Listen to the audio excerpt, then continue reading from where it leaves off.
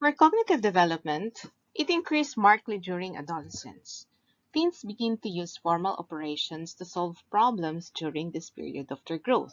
We have the formal operations period of Jean Piaget, and this is the stage during which people develop the ability to think abstractly.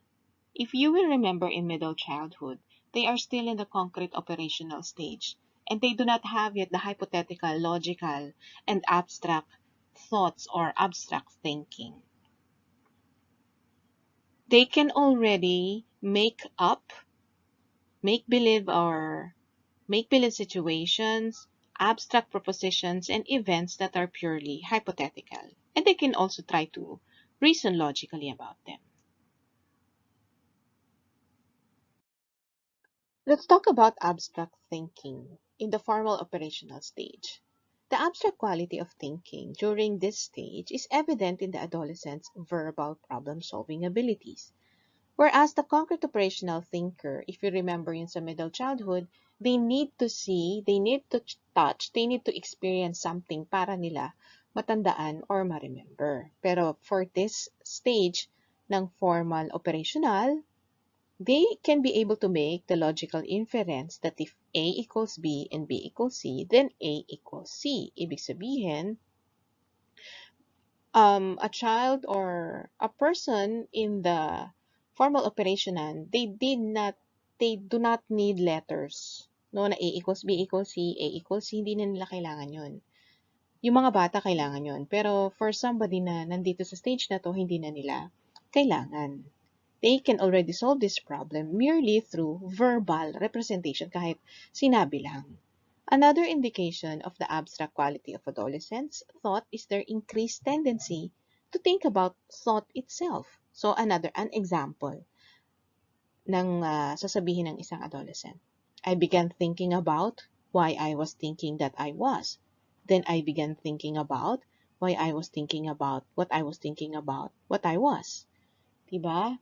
Yung iniisip ko kung bakit ako ganito. Iniisip ko kung bakit nagkaganito. Yung mga ganon. Alam na yun. Kaya na ng mga adolescent, yung mga teenager to think about that. Think about the future. Think about the past. If you remember, diba, ang mga pinoproblema lang ng mga bata na nasa middle childhood is the present.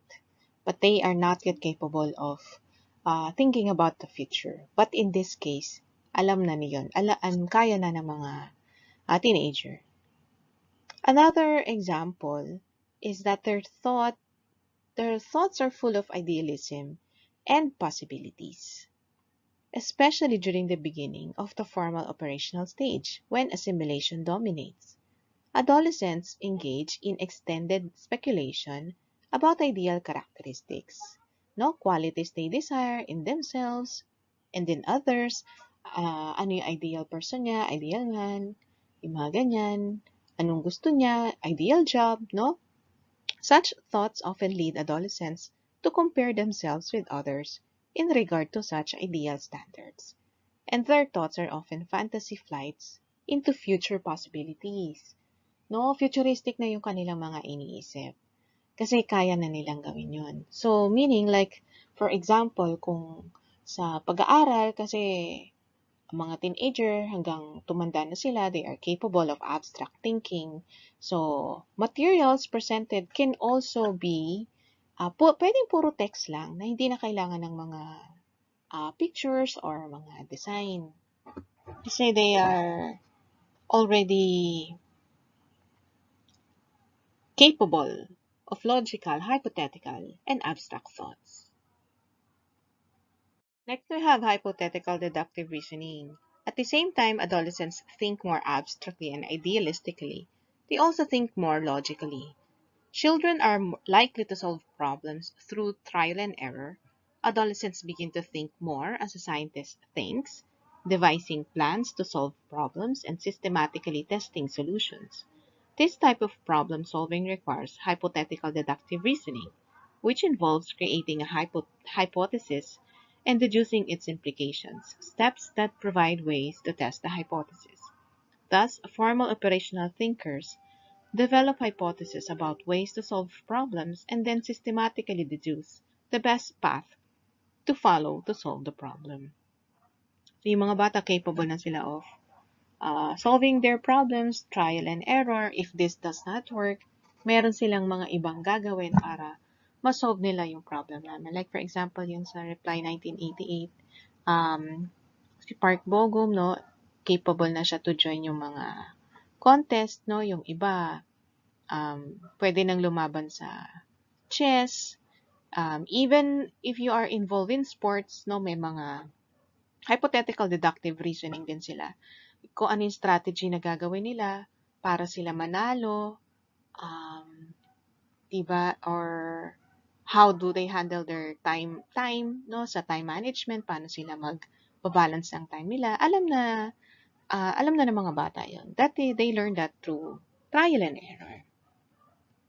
These are the major improvements in thinking abilities for adolescents. Number one, attention. There is an improvement in selective attention. Selective attention is the process by which one focuses on one stimulus while tuning out others. So, kaya ng mga adolescents na mag-focus sa isang bagay at hindi nila napapansin yung ibang bagay, like kapag nag-aaral sila, kaya nilang mag-focus dun sa pinag-aaralan nila. They also have divided attention. Divided attention is the ability to pay attention to two or more stimuli at the same time. Yung iba, ang tawag dito ay multitasking, like nagbabasa, nagsi-cellphone, nakikinig ng music, kumakain, nagsi-cellphone, diba? They already have that kind of ability. Next, we have memory. Improvements are seen in working memory and long-term memory. So last time we talked about this sensory memory, working memory, and long-term memory. When we say improvement, you always have to compare yung ability nung bata at saka bata na nasa middle childhood tsaka itong nasa adolescence. So there is an improvement. For the processing speed, adolescents think more quickly than children. Kasi palaging ganito, no? You always compare yung nagagawa mo dati nung bata ka tsaka yung nagagawa mo na ngayon. Processing speed improves sharply between age 5 and middle adolescence. It levels off around age 15 and does not appear to change between late adolescence and adulthood. Halimbawa, pabilisan mag-solve ng mga puzzle, pabilisan mag-solve ng mga what's that? Addition, subtraction, no, yung mga ganyan. Yan yung processing speed. Next, we have organization. Adolescents are more aware of their own thought processes and can use mnemonic devices and other strategies to think and remember information more efficiently. So, diba, some students would do coding, acronym, no, para mas matandaan nila yung mga bagay. Yung iba may mga notes, naggagamit ng mga highlighter, diba gumagawa sila ng reviewer, no? That's part of organization. Metacognition, this was already discussed dun sa abstract thinking, no? Adolescents can think about thinking itself. This is metacognition. This often involves monitoring one's own cognitive activity during the thinking process. Metacognition provides the ability to plan ahead, see the future consequences of an action, and provide alternative explanations of events. Like for example, I placed the picture nung dun sa Reply 1988, diba? Halimbawa, kung meron kang gusto na babae, tapos you plan ahead, what's the future consequences kapag yung gusto mong babae, gusto rin ng kaibigan mo, diba? What's the alternative explanation? Bakit kaya yung babae lumalapit din sa'yo? May gusto rin ba sa'yo? No, yung mga ganyan. The adolescent individual already has that kind of capability. Next, we have perspectives on adolescent cognition. Due to the increase in introspection, self-consciousness, and intellectualization, the adolescents have the ability to introspect or reflect, and this may lead to forms of egocentrism or self-focus. Itong adolescent egocentrism is defined as the heightened self-consciousness of adolescence. This was a term by David Elkman, which is drawn from Piaget's theory on cognitive development stages, that argues that formal operations enable adolescents to construct imaginary situations and abstract thinking. If you're going to look back from our topic in middle childhood on concrete operational stage, the child is not yet capable of abstract thinking, hypothetical thoughts, and logical thinking. Pero pagdating sa formal operational stage, ni Piaget, kaya na nilang mag-imagine ng mga situations. And because they can already imagine situations, eto nga, no, nagkakaroon ng focus madalas sa kanilang mga sarili. Bakit din? Because of the physical development in adolescence. No, yung mga pagbabago sa kanilang mga katawan, so they tend to focus on their behavior and appearance. And going back again to the topic on middle childhood pa lang, they base their self-esteem based on their physical attractiveness or sa appearances nila. So, mas lalo na pagdating ng adolescent stage. This problem on thinking, the imaginary audience, and personal fable peak at age 15. So let's talk about imaginary audience. Imaginary audience is the belief that others are watching and judging one's behaviors or performance. Like, one must like actors, no, para silang mga artista na lagi silang pinapanood. Akala nila they will be the center of attention. The imaginary audience, this is the adolescent's belief, no, paniniwala, na yung mga tao are interested in them as they are interested in themselves. So, ang ginagawa nila, they have this attention-getting behavior. No? They have attempts to be noticed, to be visible, and on stage, parang gano'n. No? Meron silang attempt na ginagawa na gano'n. Siguro kung sa Tagalog, para silang nagpapapansin. Diba? Yung attention-getting. Example, kung nasa, ilan ba, 12 or 13 years old ka, nasa grade 8 ka, pagpasok mo sa classroom, pagpasok mo, akala mo, iisipin mo lang, no, akala mo lang na lahat sila nakatingin sa'yo. Or akala mo lang lahat ng tao napapansin yung pimple mo, napapansin yung, yung appearances mo, yung mga ganyan. So, adolescents sense that they are on stage in early adolescence, believing they are the main actors, and all others are the audience. So what happens here? Because of this heightened self-consciousness, they tend to seek privacy. No, they feel reluctant to reveal themselves. No, because of that. Next, we have personal fable, which is the belief in one's unique qualities.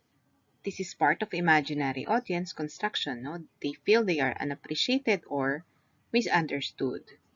The personal fable involves a sense of uniqueness and invincibility. Kasama rin yung invincibility fable, that misfortune only happened to others, so nagkakaroon ng risk-taking, and the probabilistic consequences don't apply to oneself. Na kapag ka nag-inom sila, pagka nag-motor sila, hindi sila mahuhuli, na ganon yung kanilang mga paniniwala, na kapag ka may ginawa silang masama or hindi tama, pwedeng isipin nila na hindi sila magkakasakit or hindi sila mahahawa. Like, if they practice unsafe sex, hindi sila mahahawa ng STI, yung mga ganon. So, example na sa personal fable, yung isang bata na teenager, pwede niyang sabihin, no, halimbawa, nasaktan siya, na-hurt siya, na-break up siya, no, sabihin niya, no one understands me, wala naman talaga nakakaintindi sa akin, pati yung mga parents ko, hindi naman talaga ako maintindihan, no, hindi nila alam kung anong nafe-feel ko, hindi nila alam kung anong nararamdaman ko, hindi nila alam yung sakit, no, pagka ganyan, pagka mga heartbroken yung mga bata. As part of their effort to retain a sense of personal uniqueness, adolescents might craft a story about the self that is filled with fantasy, immersing themselves in a world that is far removed from reality. Because of their capacity to think abstractly, no, lagi silang nag imagine. Halimbawa, meron silang gustong lalaki, tapos i-imagine nila na gusto rin sila ng lalaki na gusto nila, or halimbawa, lalaki naman meron silang gusto na babae, pwedeng ma-misinterpret nila yung mga signs, ganun ang nangyayari. So, because of that, yung puro fantasy, no, punong-puno ng fantasy yung kanilang pag-iisip kasi nga, no, going back again dun sa concrete operational at saka sa formal operational, because of that new cognitive way of thinking, syempre pinapractice na nila yun. Kasi kung babalik ka dun sa middle childhood, hindi pa nila yun kaya, di ba? And then, itong mga personal fables, they frequently show up in adolescent diaries. Hindi naman to lantaran na binobroadcast. Pero kapag ka nakakita ka or if you have a diary, balikan mo yung mga sinusulat mo sa diary mo, di ba? Na ang daming mga imagination that you can also create mga stories. Let's talk about information processing perspective. We have the dual process model, which says that humans have two distinct networks for processing information. One, we have the intuitive thought. Intuitive thought is automatic, it's unconscious and fast, and it is more experiential and emotional. The next, we have analytic thought.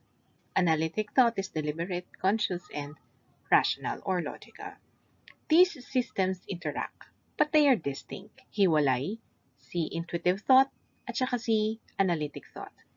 Intuitive thought is easier, quicker, and more commonly used in everyday life. No? Ito yung sinasabi natin na intuition or pinapakiramdaman natin. What happens in the adolescent brain development? No? Yung sinasabi dun sa discrepancy between the maturation of the limbic system and the prefrontal cortex. Ang nangyayari, yung prefrontal cortex, nandun yung sa analytic thought, and then dun sa limbic system, andun yung intuitive thought. And since mas develop sa brain yung sa limbic system nila, mas prone yung emotional, intuitive thinking sa mga adolescents kesa sa adults. But as the adolescents develop, they gain in logic or analytical thinking ability.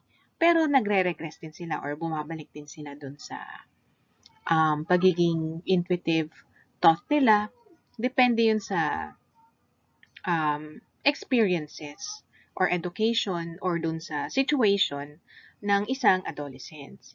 So, ibig sabihin, not necessarily na ikaw ay smart, no, as measured by the intelligence test, hindi ko mataas yung grade mo, nasasagutan mo yung mga exam, hindi ibig sabihin nun na mas advanced yung cognition mo. Wala pa rin tatalo dun sa experiences na nakukuha mo in school and in life. So, mas lamang pa rin talaga, class, yung experience is the best teacher. It's not just what you learn or your ability to answer mga exercises. So, kaya nga lagi kong sinasabi, hindi yan pataasan ng grade, no? Mas importante talaga sa buhay yung diskarte, which you get from experience. Let's talk about risk-taking and relativistic thinking in adolescence. For risk-taking, bakit pa sila nagkakaroon ng injury, unprotected sex, mga accidents, mga unnecessary or mga negative behavior, diba? The behavioral decision-making theory, paano sila mag-decide, it proposes that adolescents and adults both weigh the potential rewards and consequences of an action. Yung mga bata yung mga adolescent teenager, they are more attuned to social rewards versus long-term consequences. Yung mga adult, sila yung mga nag-iisip ng long-term consequences. Tapos yung mga adolescents, dun sa social rewards. Particularly dun sa social warm, yung sa friendship nila, yun yung kanilang binavalue. Plus, diba, mas advanced yung limbic system sa brain ng mga adolescents. So, mas attune sila dun sa social reward than long-term consequences. Next, we have relativistic thinking. Adolescents are more likely to engage in relativistic thinking. No? In other words, they are more likely to question others' assertion and less likely to accept information as absolute truth. So, china-challenge nila yung mga sinasabi ng mga tao. No, they learn that rules they were taught, yung mga tinuro sa kanila, are actually relativistic. Ibig sabihin, depende, no? Pwedeng nakadepende yun sa culture. Diba? They begin to differentiate between rules crafted from common sense. Halimbawa, kasi nga, nasa formal operation na sila, di ba? Wala na sila dun sa concrete operational. Kaya, they are also capable of this relativistic thinking. Yung sinasabi natin na depende sa culture, depende sa tao, yung mga ganyan. This can lead to a period of questioning authority in all domains. So, hindi mo masisisi yung mga bata na nasa adolescent stage kapag china-challenge nila yung mga sinasabi ng matanda. Kasi kung nandun sa middle childhood, sa concrete operational, di ba, laging kung ano lang yung nakikita nila pagdating ng formal operational nila. Kasi nga, they are able to have abstract thinking, imaginary thinking, kaya na nila talagang mag-isip. So, they tend to challenge yung mga sinasabi ng mga matatanda. Moral reasoning during adolescence. If you would recall from the module on middle childhood, we have Lawrence Kohlberg's stages of moral development. No, we have the pre-conventional level, the conventional level, and the post-conventional level. In the middle childhood into early adolescence, the child begins to care about how situational outcomes impact others and wants to please and be accepted. No, yun yung conventional morality na tinatawag. Ayaw nila na napapagalitan sila kasi gusto nilang na i-please yung mga para wag magalit sa kanila, yung mga tao plus ma-accept sila. Dito rin sa middle childhood, people are able to value the good that can be derived from holding to social norms in the form of laws or less formalized rules. Ibig sabihin, pagka nagkasala ka, dapat kang parusahan kasi yun yung law.